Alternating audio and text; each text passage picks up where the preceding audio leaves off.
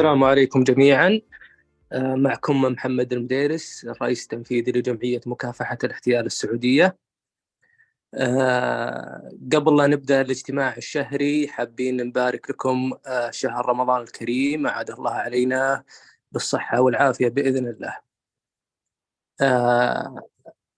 آلية أو نبي ننوه قبل لا نبدأ الاجتماع، آلية المشاركة راح تكون عند انتهاء العرض عبر رفع الأيادي نظرا لقلة الوقت.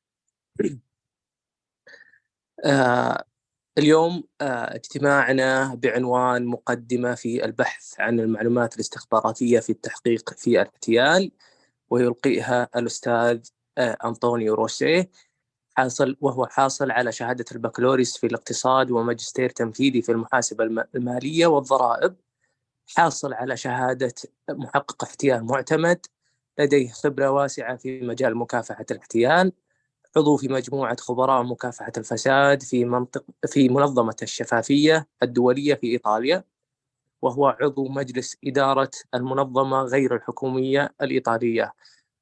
مرحبا مستر أنطونيو. Good evening. Assalamu alaikum wa rahmatullahi wa barakatuh. Ramadan Mubarak.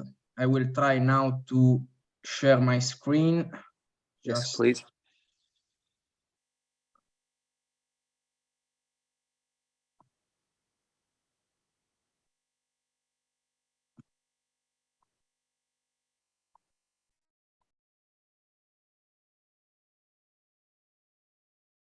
Okay.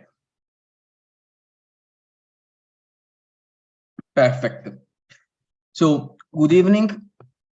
And today with this very short seminar, we will speak about open source intelligence for fraud examiners.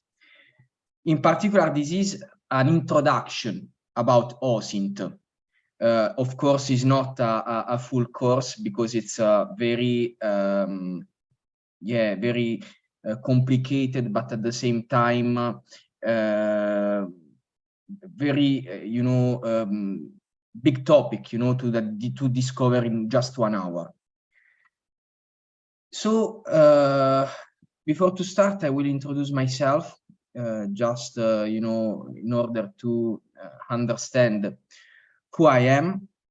I have more than 7 years of experience in investigation and corporate intelligence project. I am member of board of Anti-Corruption and Transparency International Italy, and I am co-founder and member of the board at OSINT Italia. OSINT Italia is an NGO that works in the field of OSINT for good. In particular, we are using open source intelligence in the field of, for example, disinformation, or for example, the search of missing person. I'm lecturer in several university courses of fraud investigation, forensic accounting, and corporate intelligence, and also I'm passionate about Islamic finance. Here you can find also my contact email and LinkedIn page, so please feel free to add me also in order to share some more questions that you will have at the end of this short seminar, or any consideration that you would like to give me, Perfect. This is our agenda. So in this hour, we will discover a brief introduction about open source intelligence, so a background on open source intelligence. We will then understand the context importance. So why is important to understand the context when we perform open source intelligence investigation, the use of web browser and also the web extensions, the use of search operator on the search engine, the internet archives, and how to understand who is behind a website. And then we will close with a very simple, but I think interesting case study. The name is the Gray Contract. Then we will try to solve this case together. Just some disclaimers, because this is a very important topic, And so I would like just to remind that this seminar is only an introduction to the subject matter. The tools that we will present in this seminar are free and open sources, and their use should be done in compliance with the local law, of course. All of the information that we gather and analyze during this seminar are from publicly available sources. I'm not responsible for misuse of the information or techniques demonstrated in this seminar. Okay, so what is open source intelligence? Doesn't exist a unique OSINT definition. Why doesn't exist a unique OSINT definition? Because of a plurality of actors that work with OSINT, for example, of course, in the military field, so the government agency, the journalist, the consultant that work, for example, in a forensic field like me, the fraud examiner, who is working, for example, in the marketing department in order to perform some market research. So doesn't exist a unique OSINT definition because we can use OSINT in different fields, and also who use OSINT are many different actors with different also profession, with different work. But of course we can try to refer to the Title 15, War and National Defense of the United States Code, where we can find a definition about OSINT that will be useful, of course, in order to better understand this concept. So open source intelligence is, first of all, intelligence, and then we will see what we mean with these terms. So what is intelligence? That is produced from publicly available information. So this is the second point, very important. So we made, with OSINT, we made intelligence just from publicly available information that is collected, exploited, and disseminated in a timely manner to an appropriate audience for the purpose of addressing a specific intelligence requirement. So we can use this definition in order to understand the term OSINT, but at the same time, in order to try now to better discover this subject matter. So the first point is that OSINT is intelligence. What we mean with intelligence? The intelligence is something that is produced after the intelligence cycle. So if we want to get intelligence, we need to follow the intelligence cycle. So from the planning and direction, so we have an informational needs. For example, we would like to know some information about one company. We would like to know financial data about one company. Okay, this is our informational need. Then we start to the collection phase. So we try to identify on open sources from web or from hard paper, public register, everywhere, but must be publicly available sources. We start to try to find information that satisfy my need, our need, that in this case is to find financial data about one company. Then we obtain some results. For example, we obtain some results from the company register, from some info provider, from some credit check provider, and so on. But we need to process this information because maybe this information are not accurate, are not complete, or need to be translated. And so we need to process this information and then analyze and production. So then we need to perform an analysis on this information that we get in order to understand the accuracy, the completeness of this information. And then we can disseminate and give a feedback about our informational need. This is very important, this cycle, that here we can see that is composed by 5 steps, but it's not one must, so it depends. For example, exists some intelligence cycle that is composed by 4 steps. It depends by the author, by the here when the intelligence cycle was designed, and also about the field. So it depends if, for example, this intelligence cycle is based mainly for who perform this kind of analysis in a corporate context. But for example, the primary version of this cycle that was published in 1948, if I could remember, had just 4 phases. But the meanings is the same. It's just a different composition of the intelligence cycle.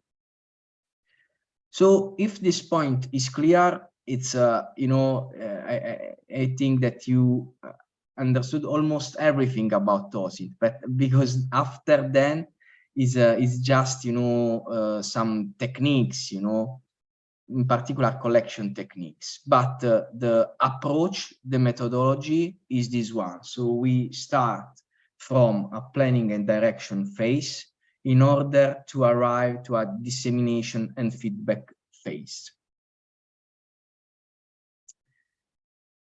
Another important point is the difference between intelligence and information. In particular, information is the set of data related to each other by which an idea or fact takes shape and is communicated.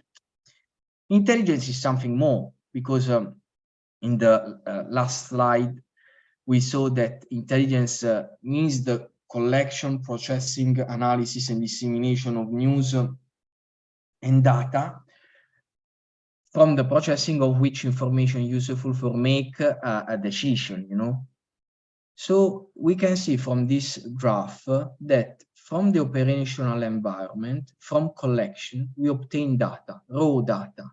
So maybe just some unrelated data. Then we start to process and exploit this data, and we obtain information. After the analysis and production of this information, we obtain intelligence. This is a very important concept that I already told in the last slide, but here is better explained because it's the difference between information and intelligence. Because most of the time we confuse the 2 terms, but are totally different. Okay, the sources. So the first point of the definition of OSINT we already discovered, so the point about intelligence. And the second point was that OSINT is produced by publicly available sources. The source can be divided in two kind of source, primary and secondary sources. The primary sources are direct sources, are very reliable sources. And for example, it's the corporate register extract or public judgments or sanctions, something that comes from something official, mainly from the government office. The secondary sources are information that can be derived from elaboration of primary sources. For example, in relation with the financial statement, of course, you can obtain the financial statement from the corporate register. For example, in Italy, you can obtain the financial statement of a company from a corporate register. But at the same time, you can obtain the same data from some specialized info provider. I don't know, maybe, Bureau van Dijk or Sayari. This is secondary sources because, of course, they obtain data from official sources that are the corporate registers, but they elaborate this data, and maybe then this data can be not accurate like the official corporate register presented this data.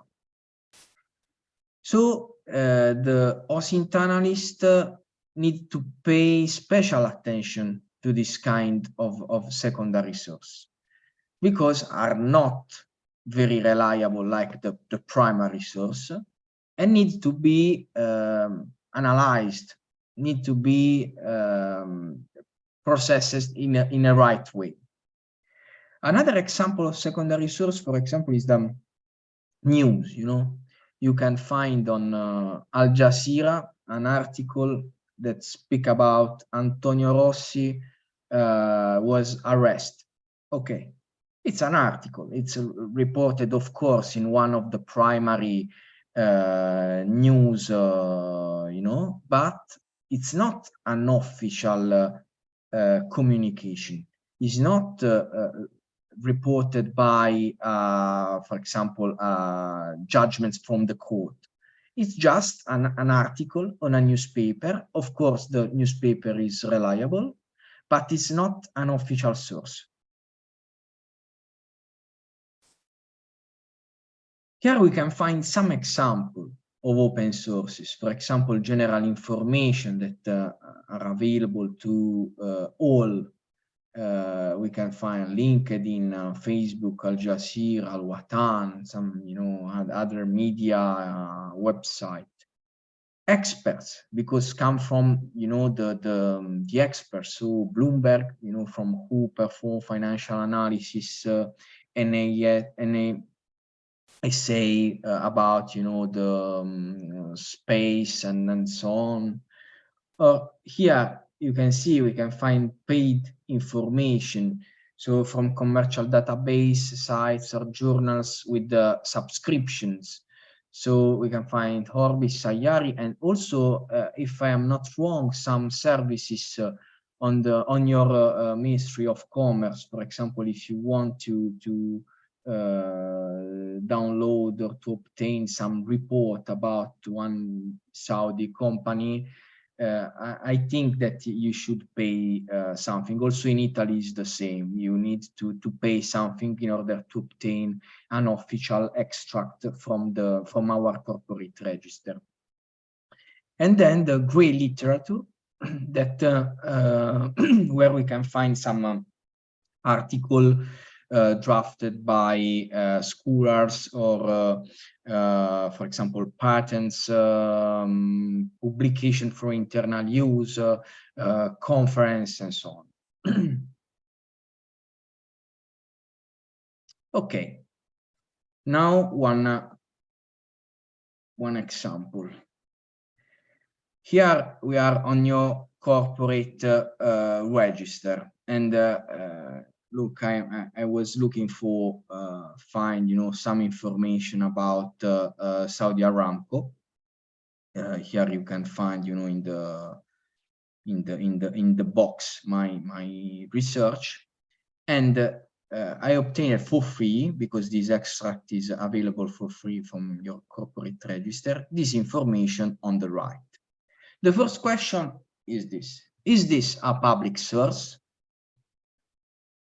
Yes, of course, is a public source. Also, for example, on your Ministry of Commerce website, you can find that the query about commercial registration data is a service that allows user to view commercial data by searching the commercial register number or name. And is this a primary or secondary source? Of course, is a primary source, because it's an official website. Is from the government, is from the Ministry of Commerce, so it's the highest authority in this sense. So it's of course a primary source.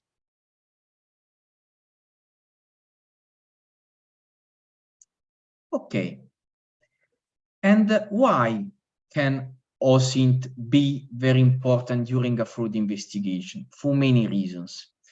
maybe a lot of the attendee to these seminars already use OSINT during the fraud investigation process as a fraud investigation technique. In particular, we can use, for example, OSINT in order to verify the existence or the reputation, the solvency of a third party. For example, when we need to perform a supplier analysis or client analysis, so due diligence in order to understand the risk that a company can incur after the signing of a contract, for example. Have more information about an employee, for example, about his habits, about his reputation. Now you know how our life is, of course, on the social media, so it's very easy to find public available information about everyone. Find links between employees, managers, and third parties. Yes, of course, because if we are investigating, for example, in the context of an undisclosed conflict of interest, it's very important to find, if any, a link between an employee or manager with the third parties, because maybe the head of purchasing office of a company purchase some material from the company of his wife, but without disclosing the conflict of interest. So with OSINT, we can identify this kind of situation. We can obtain information regarding any vulnerabilities to which a company may be exposed. So, for example, we can see if the data of our company are exposed on the web, and understand if this exposition is too high for our company. Because, for example, our company can be victim of a cyber attack. So the hacker took some data and published it on the web. So with OSINT, we can discover if these data are publicly available. For example, the credential, the user and password of an employee is publicly available online, or some, for example, information about the company, about the R&D department. So it's very sensitive information and strategic for a company. We can verify also the black market. So we can identify if a subject is selling the product of our company without any authorization, because maybe the subject stolen this product from our company, and then we sell on the dark web, also on the surface web, without any kind of authorization. Verify the actual presence of a given company in a given territory, so registered office, warehouses, and the consistency with respect to business, because we can find a supplier that needs to supply steel coil, but we can see that from the corporate register, this supplier doesn't have any plant, any warehouse, but just maybe have an office in the city center of London. And of course, this is a big problem, a big red flag that we can investigate with open source intelligence.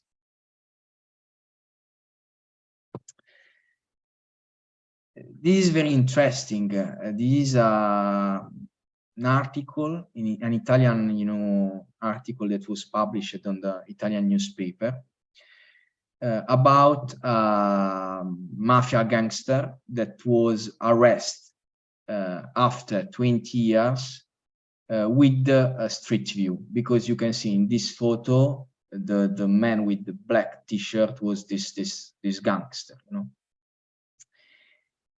The point is that, of course, open source intelligence can help, can be a good friend during our fraud investigation. But we can't solve our case just with open source intelligence. But of course, we need to use our traditional method that we are using. So the interview, the email review, the document and accounting investigation, the human activities. So it's very, very, very important. But of course, in this case, he was arrested after a strong investigation, after a strong investigation performed by Italian police. And maybe the Street View in this case give a little help for the investigation team. But of course, you know, we can say that the gangster was just arrested with the Google Street View. But it's a good example. In fact, OSINT does not replace traditional investigative activities. Can be an additional technique to complement the more classic fraud investigation techniques. I can say also that for the future, the open source intelligence will be very important during the investigation. So will grow the importance in the future because of the information that will be publicly available will be more, because our life is moving on web, and so we can find a lot of information online, you know, will be available online.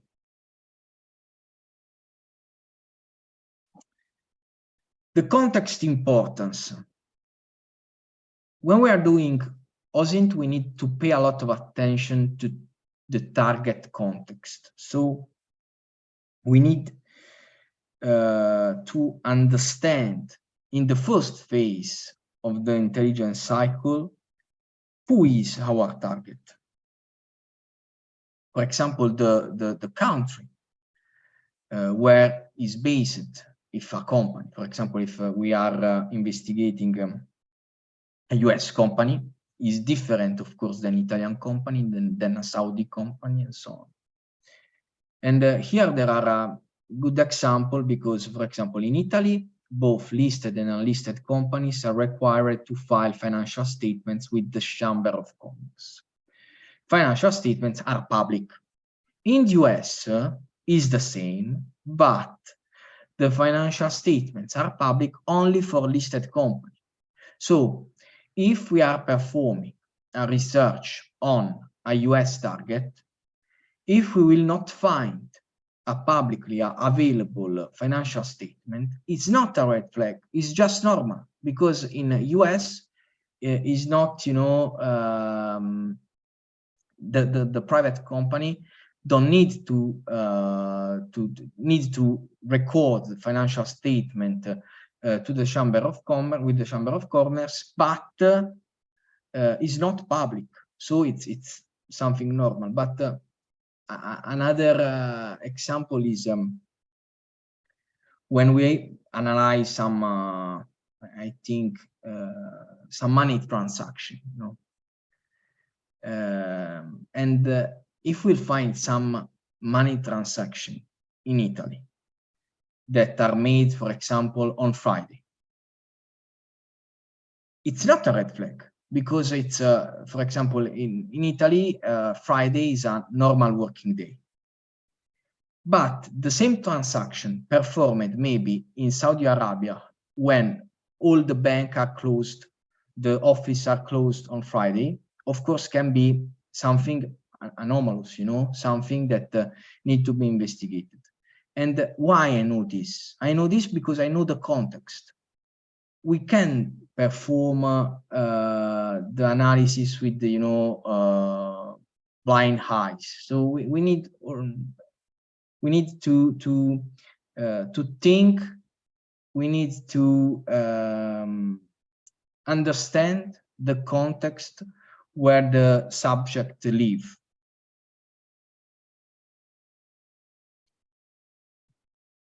Okay, so we can start with the web browser and extensions.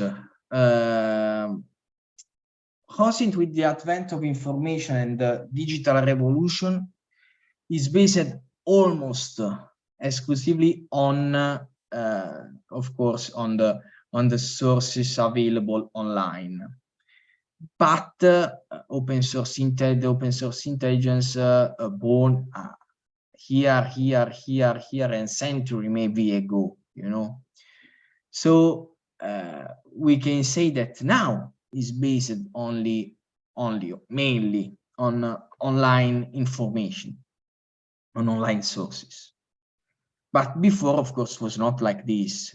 For example, during the Second World War, the open source intelligence analyst was focused on book, on grey literature, so on academic articles, on radio broadcasting. So it's you know, with the time, also the source is changing, but also in the online world is the same. Day by day, you can see that some sources that doesn't work or changing, you know. So we will focus in this seminar with the research on online sources. And the OSINT analyst, in order to access to internet, mainly need, of course, a computer, internet connection, and a web browser. The web browser is an application for accessing website, and there are several web browsers that we can use today, like Safari, Google Chrome, Opera, Mozilla, Internet Explorer. But we can improve the functionality of our web browser with some tricks. And the name of these tricks is, if we can use Google Chrome, is a Chrome extension that can give power to our web browser in order to perform more efficient analysis, or to organize better our analysis. And now we will see. I will show an example. I will open my web browser. Just a second. Okay, this one. Okay.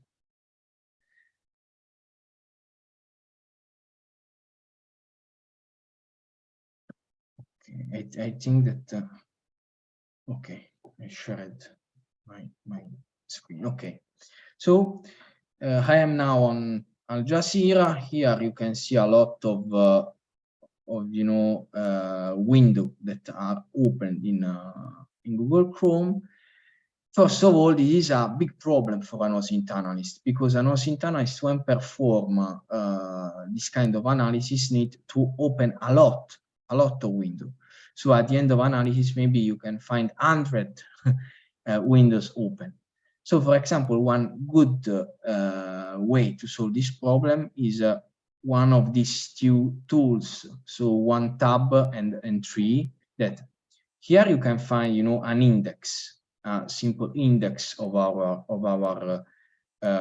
window. And here, just, you know, we summarize all opened windows, and then I can restore again.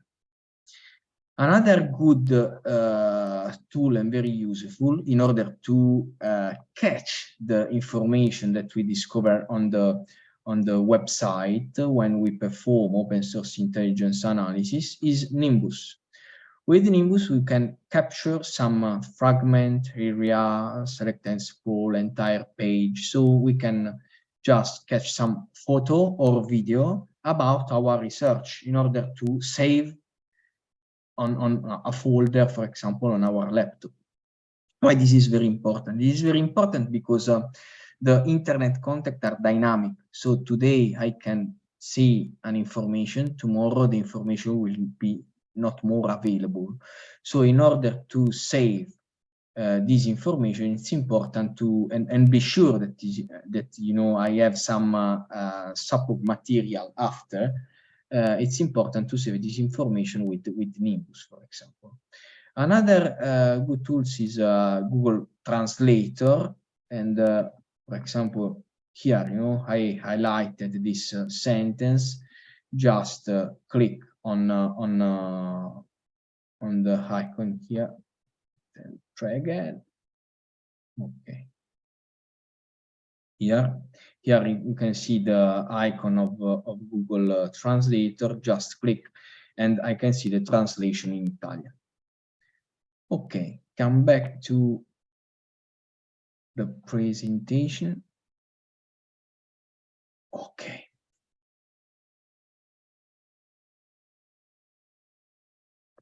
Okay. Another important another important tool or trick to use during our open source intelligence research are the search operators that are useful in order to minimize the noise of our research. And in particular, in this example, you can see that I tried to search Antonio Rossi related with the word CO fraud, and you can see on the right the differences, because in the first case on Google, I just wrote CO fraud Antonio Rossi without any operator, in this case with any quotation marks. And in the second case, and in the first case, I obtained 4,590 results. So it's really a lot of results. In the second case, where I used the search operators, in this case the quotation marks, I had just 4 results. So I need to analyze, to read just these 4 results that are positive with my research. This is very interesting. These are very interesting, you know, search operators. And in this slide, you can see a lot of different search operators that can be used with Google. This is just you know, a small recap of Google search operators, because you can find many other search operators that can be more useful, of course, but this is for, you know, for the, in order to start, in order to, for the beginners, you know. I think that this search operators, of course, will be very interesting and efficient during the research. Now we can do another example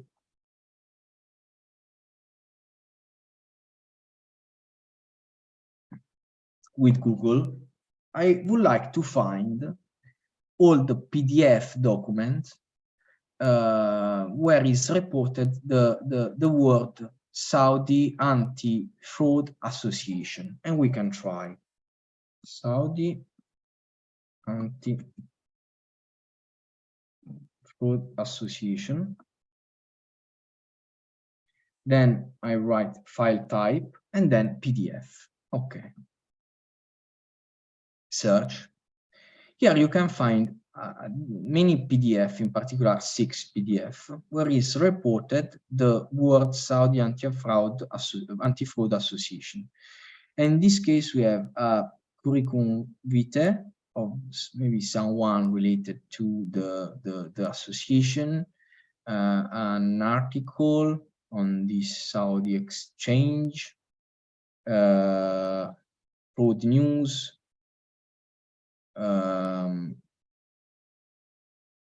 this is another PDF document, and so on. Here, financial advisor, lead manager, and so on. So we can find, in this case, many documents, in this case 6 PDF, where is right the word Saudi Anti-Fraud Association. and can be very useful also in other contexts. For example, if you are looking for a financial statement of a company or some information about one company or one, for example, if you want to find my CV, okay, my name is a little bit complicated because it's a very common name in Italy. But you can try to put your name, surname between question marks, and then just type file type PDF, and you will find all documents indexed on Google, where is reported your name and surname, and maybe you can find something very, very, very interesting. Another interesting tool is the Internet Archive. The Internet Archive is a no-profit organization that stores the historical page of Internet. For example, you can search on the Internet Archive, in particular on Wayback Machine. You can search a website, and you can see the past version of this website in order to identify any changes. For example, if something changed in the contact page or logo or some products and services that are selling and so on. It's the Wayback Machine store the web page in a random way, so it doesn't exist any planning. So how many times they store one specific page, but it's a randomic process. Of course, we can help this process in order to save ourselves some page on the Wayback Machine, and after I will show how to do this section. So here is another interesting example about SaudiAntifraud.org. This is the website on 26 April 2020, and this website is today. As you can see, the logo changed. Okay, so this is a simple example made with the website of association, but it's interesting if you try to perform the same example maybe to one of your target, to your one of your company that you are investigating. It can be very, very, very interesting one. I read one question in the chat from Gada. Salam alaikum, Gada. Can we have all the extensions after the presentation? Of course, at the end of the presentation, I will give you the PDF of this presentation, and I also will attach some useful links that you can use. Of course, the extension that I present, it's the easiest and is what I can present in 1 hour. But of course, exists more interesting extension, and also that can be useful also in relation with the activity that you perform every day. So, for example, if you need to transform a web page in an Excel, exists some extensive extension of Google Chrome that can do this. Or if you want to extract Facebook page in order to have all the, for example, contact, comments, and so on, it's possible to do it. So exists a lot of this kind of extension. Okay. Okay, this is how I can save a web page on the Internet Archive, and why it is important. It's important for the same reason that I explained before when I introduced the Chrome extension. It's important for crystallize a certain web page, because today exists when I'm performing the analysis. Tomorrow maybe will not exist, and if I will be in front of the court, I need to give some evidences in relation of my research, how I get this conclusion, So I need to give some evidences. In this way, I can save, for example, some evidences, and I can save everything. So, for example, today I want to save the web page of one, also one Facebook photo. I can just type here the URL and then just save page, and Wayback Machine will save. And after 10 years, I hope to find again the same content in the Wayback.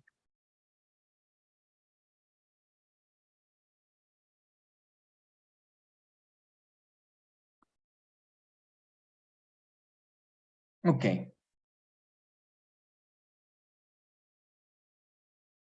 Another topic is who is behind the website. So how I can discover who is behind the website. It is a very interesting topic. In particular, of course, I can use the who is the who is lookup. That is an online free tool that I can use in order to find some information related to an IP address or domains. But in relation with some privacy rules, now is not like before. So something changed, and so some information are not still available. So I think in particular the information about the owner of the website. I will show another example with the Saudi antifraud.org, and here you can find some interesting data about the website. You can see that the registrant is redacted for privacy. So in this case, I don't have the information because, of course, is for privacy rules. I can read who is the owner of the domain, but I can read that the creation date of the website is 22 March 2020, that the domain will expire on 2025, that the registrar, so the website where the domain was registered is godaddy.com, that the IP address where the website is hosted is this one. With the IP address, what I can do? For example, with the IP address, I can understand which other websites are hosted on the same IP address, because maybe can be related. Okay, now doesn't matter about the example with the Saudi Anti-Fraud Association, because of course it's not a company. But if we consider a company, a big company, and we can find, the IP address, we can see also the other websites that are hosted on the same IP address. And then we can find maybe some relation between the website co-hosted on the same, on the same server. It can be sometimes very, very interesting analysis. Believe me, can be very interesting analysis, because sometimes, you can see that a website of a company that works in the field of consultancy on the same IP address are hosted some website of company that, for example, sell some particular, unethical services. That of course can be that are not strictly related to the other company, to my target company, but it's better to investigate, because sometimes you can find maybe some links, and some links that you can uncover in other way. So it's important, I think, to perform this kind of analysis.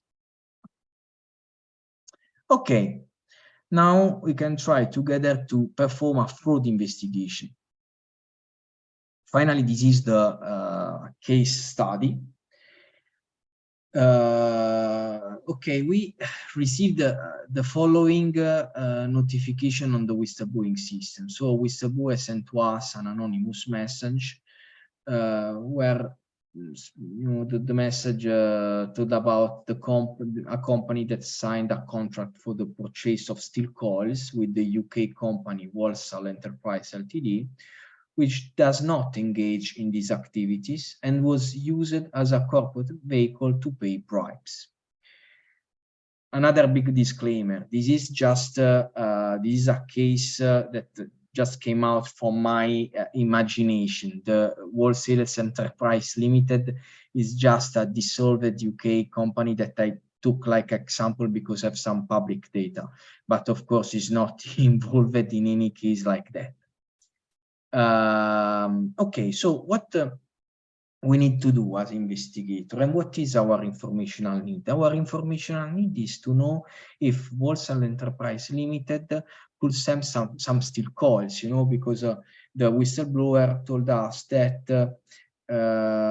does not engage in these activities and was used as a corporate vehicle to pay bribes, so just like a shell company, What we can to do now? Of course, we need to use just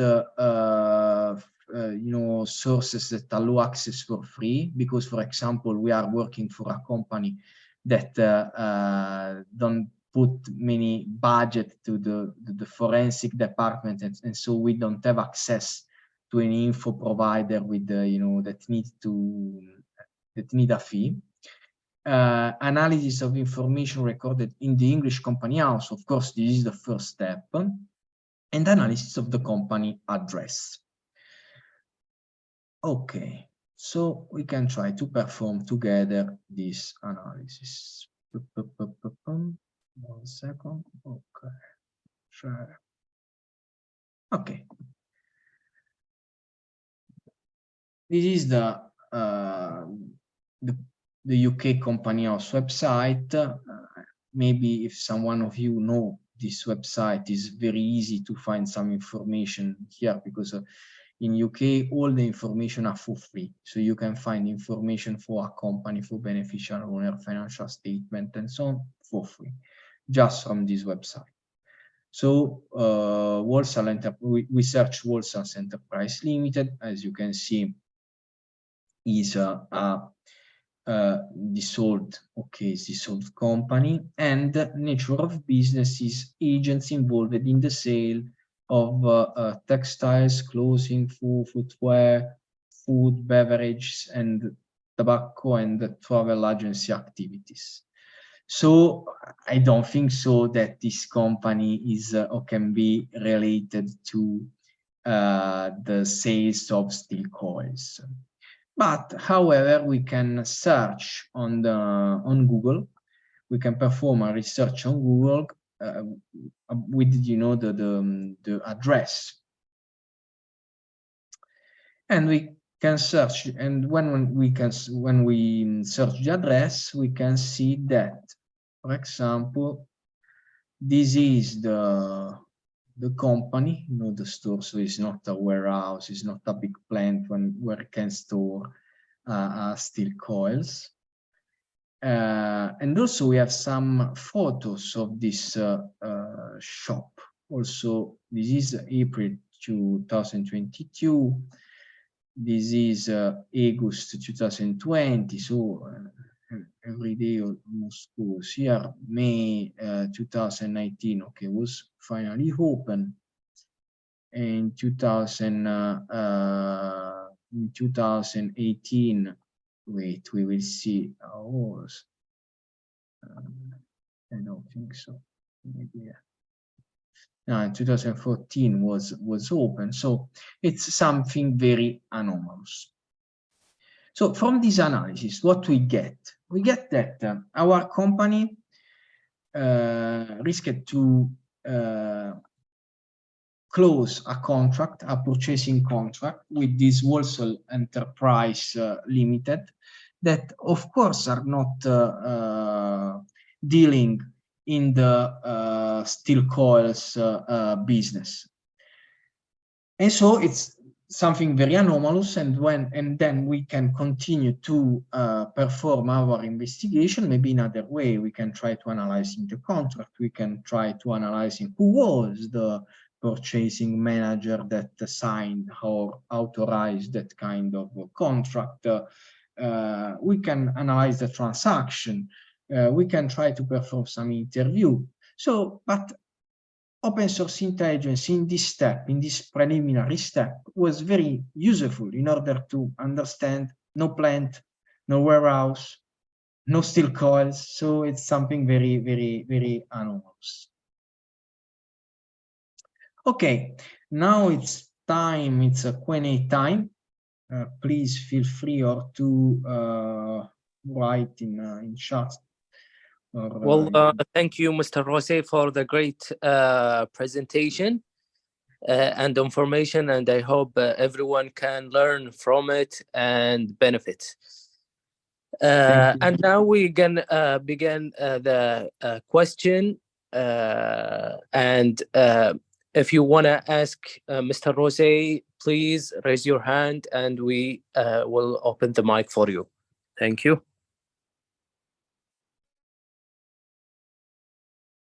Okay, here I found a question about what do you think of social media to be used as evidence.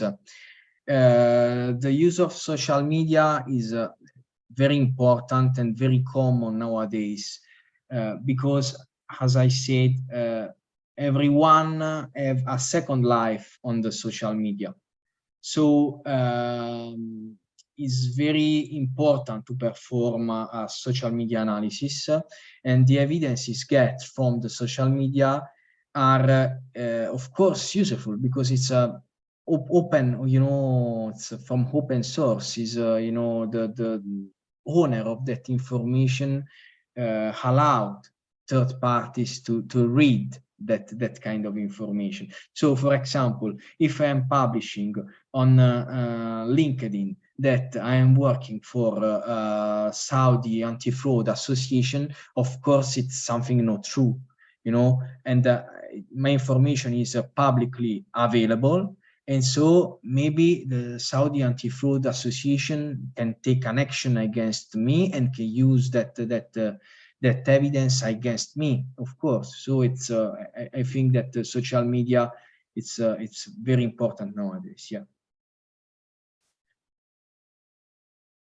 Tracy, could you retrieve archived version of social media platform from the Wayback Machine? Okay, very good question, Tracy. Generally not. Generally not. Why? Because Wayback Machine, I think that don't put attention to that kind of page. But for example, if you try to save a page from social media on Wayback, you can. So you can save some page and then you can retrieve after some years or time. But I don't think so, or maybe you should be very lucky if you can find a page from social media on Wayback Machine.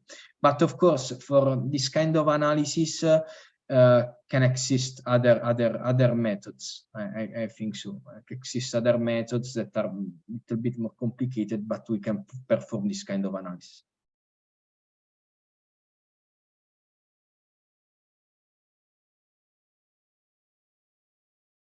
I see that Hanan resent, maybe.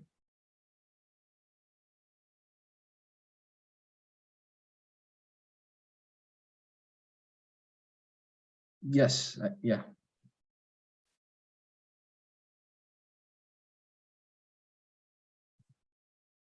I can't hear Hanan. No.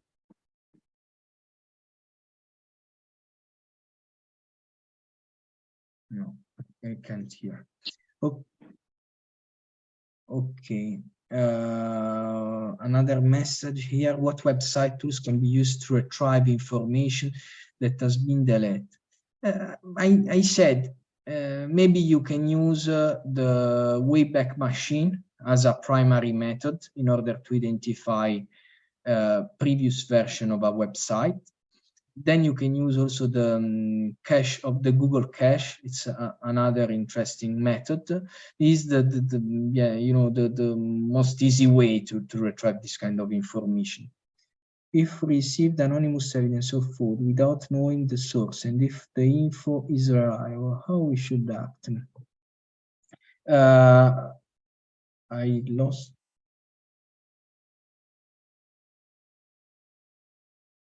Okay. No, I lost the, okay.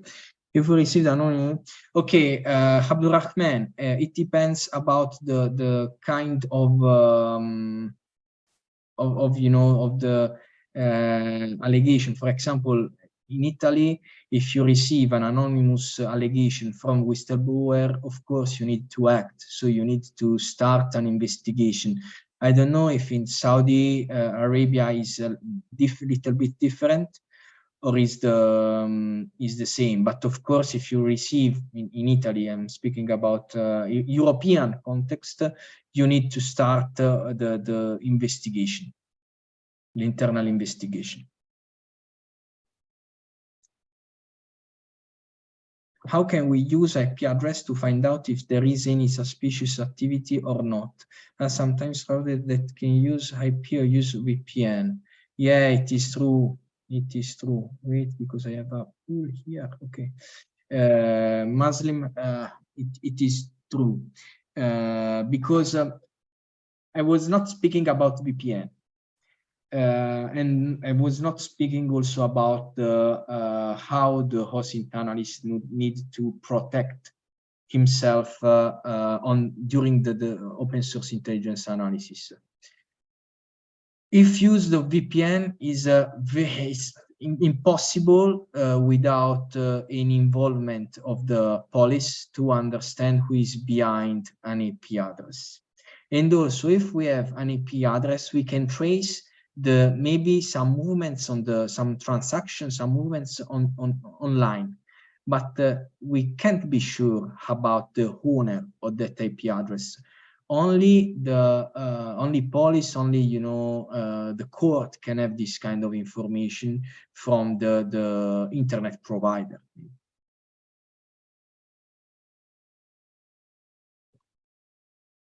Okay.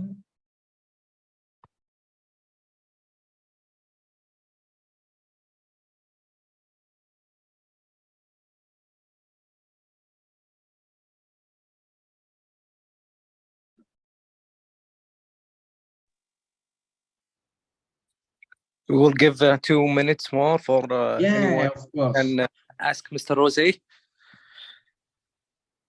Yeah.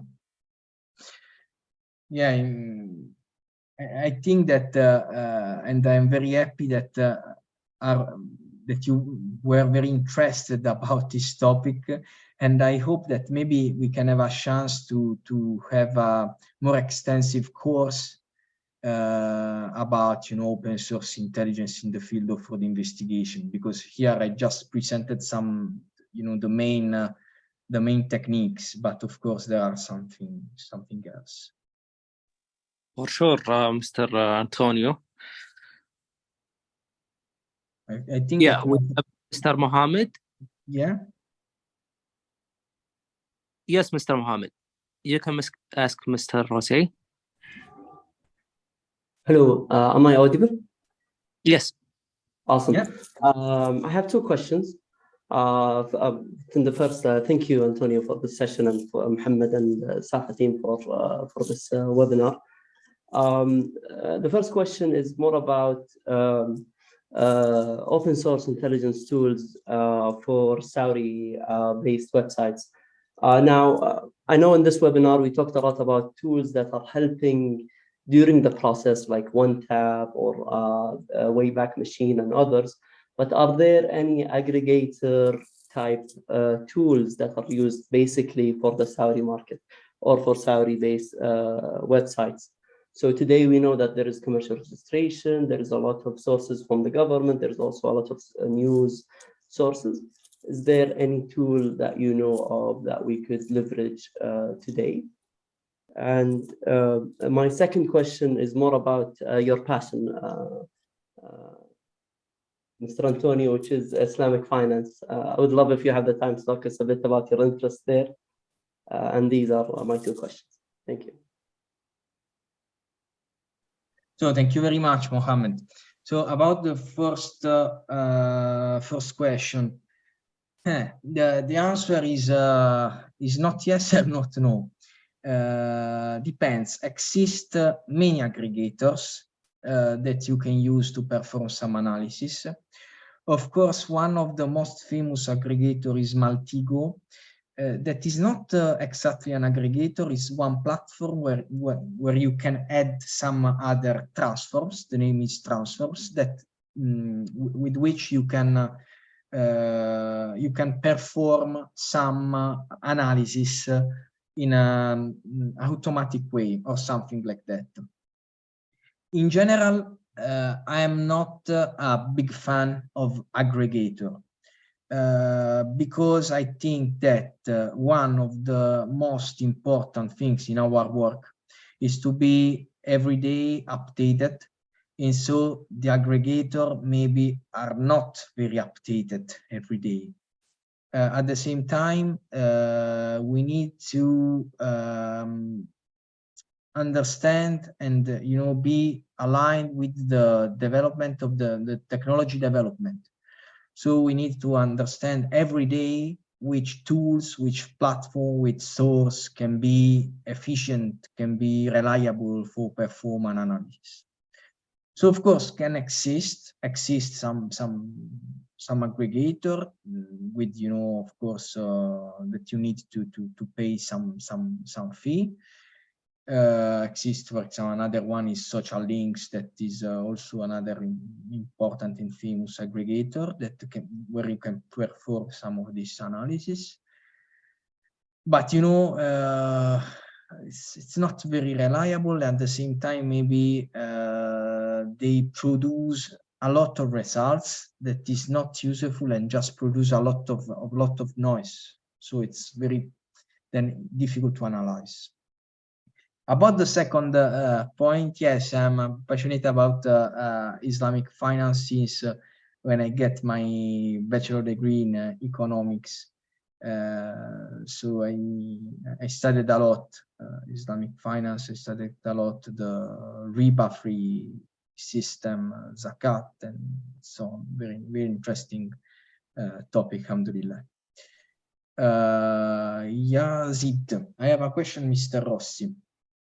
I'm good at gathering enough information for an investigation. One, and I also have deductive and analytical skills in linking and information. Yazid, good question. Of course, can help you. I think that in order to be a good open source intelligence analyst, it's important to be a very curious person. You can, have whatever background you have, economics, investigative forensic science, computer science, engineering, what you want, lawyer, what you want. But you need to be a very curious person, because it's important to go in depth with the analysis and to discover in a very deep way the topic.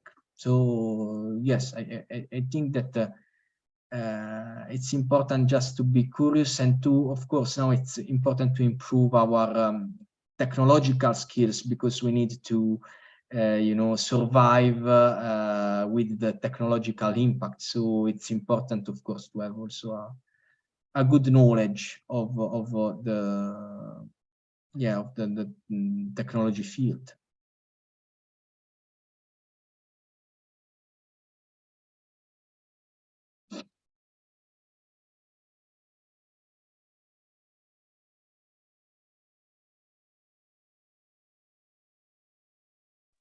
I think we have enough questions for today. Perfect.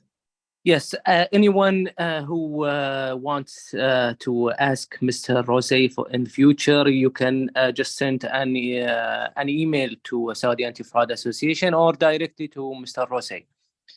Yeah, this is my Yes. my contact. I would like to say a big thanks to you and to the Saudi Anti-Fraud Association for this opportunity. For sure, Really, it's for me, was a big honor and pleasure. It's my pleasure to have you, Mr. Rosé. And in the end, we would like to thank you for the great presentation and information, a special information that you give us. And I hope everyone can benefit from it and learn from it. Thank you again, and we will see you soon in another presentation. Thank you. So. Thank you. Thank you. And thank you, everyone, for attending this monthly meeting. Thank you. Ramadan Mubarak. Assalamu alaikum.